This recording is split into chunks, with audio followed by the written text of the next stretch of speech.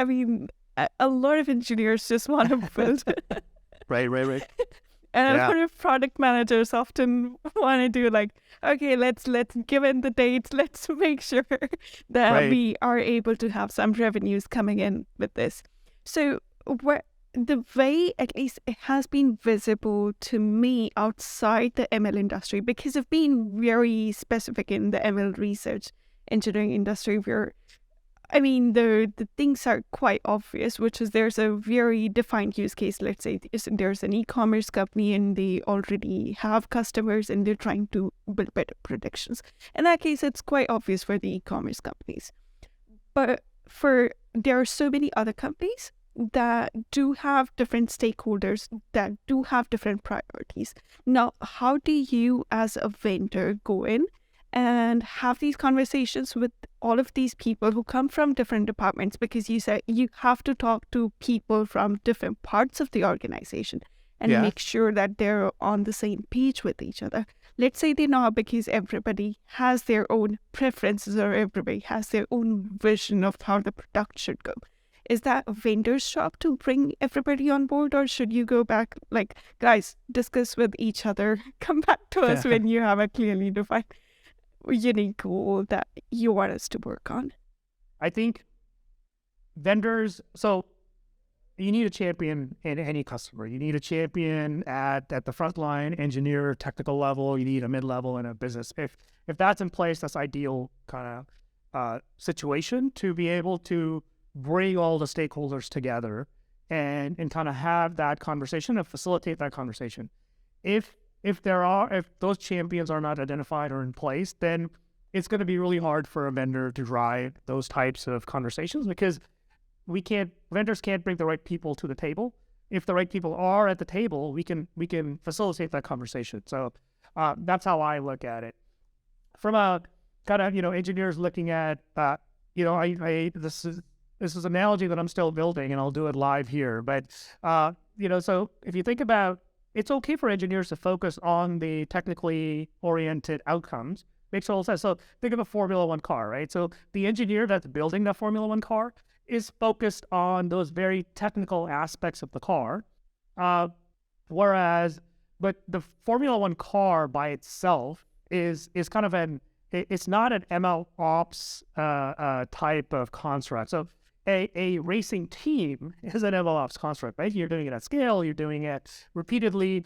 There needs to be more outcomes there. There's business owners there's financial interest for the team to be successful. There's advertising stuff that needs to happen. So I just use that example, and it makes total sense for engineers to focus on those very technically oriented outcomes and KPIs.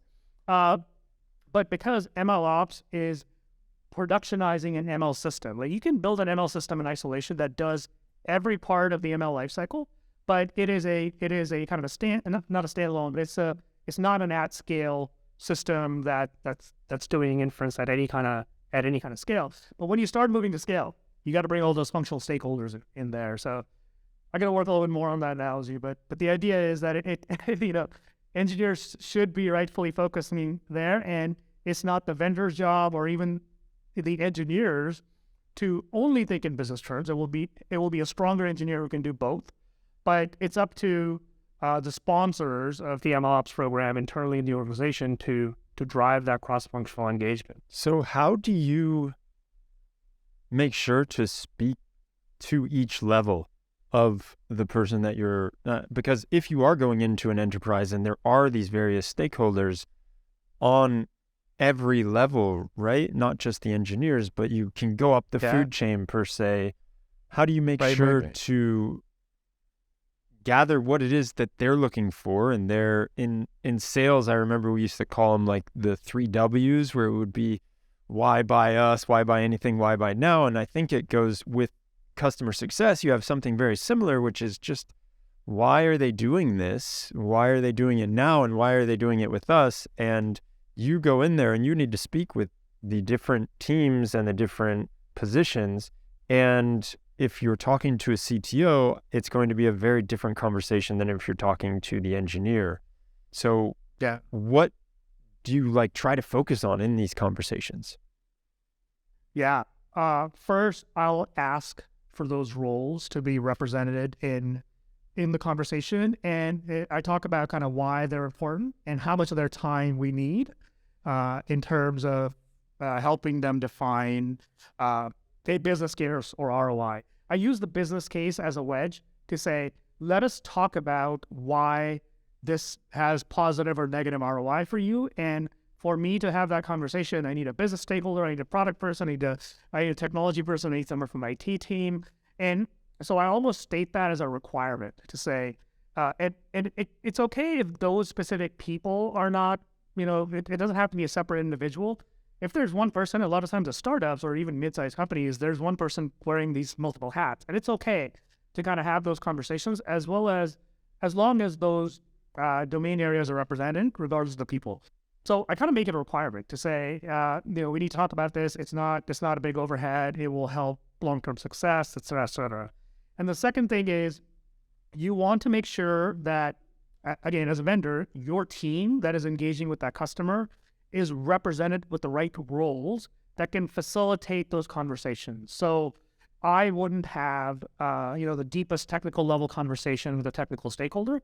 As part of my pod or my customer success team, I would have machine learning engineers, applied machine learning engineers, IT DevOps folks that I connect and engage them to the right level of their counterparts on the customer side of things.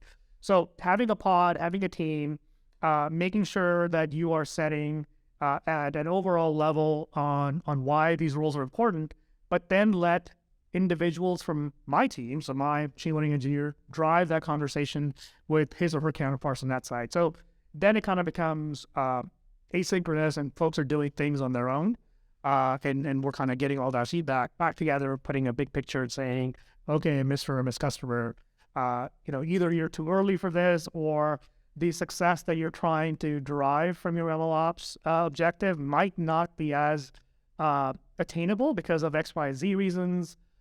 Think about this and that. So, whatever outcomes that come out of it. At the end of the day, you're kind of just like a party pooper, huh? You come to these guys and you say, look, that whole idea of machine learning and AI that you have on your PowerPoint, let's be realistic. You're not even in the cloud yet. Get a hold of yourself. Yeah. I mean, so either I can have that conversation today or I can have that a year from now after I've spent, they spent tons of dollars. Hours, and I've spent a ton of time. Totally. Yeah. That's smart. I know it comes across, so I will, obviously you want to do what's right for the customer. And if what's right is you are not ready for this, then that's what's right. But most times, we'll try to structure it so that we make their effort and initiative bite-sized to say, why don't you start with this component? I'll use an example for Union, right? We've got Flight, which is our open source orchestration solution. Then we're building Union Cloud as a managed offering on top of that. And Union Cloud has a lot of enterprise features and there's a price tag associated with it, whereas Flight is open source. So we talk to customers all the time to say, listen, we're a sophisticated orchestration platform. You might not be quite ready for the Union scale just yet, but why don't you do Flight? You could run it locally. You could run it on a small little cluster that you guys have, and just experiment with that. And we'll support you, as an open source community to be successful with that. And then we'll move you to Union Cloud. Yeah. As much as dollars would be nice, the end goal is about making that customer successful or whatever's right for them at that time.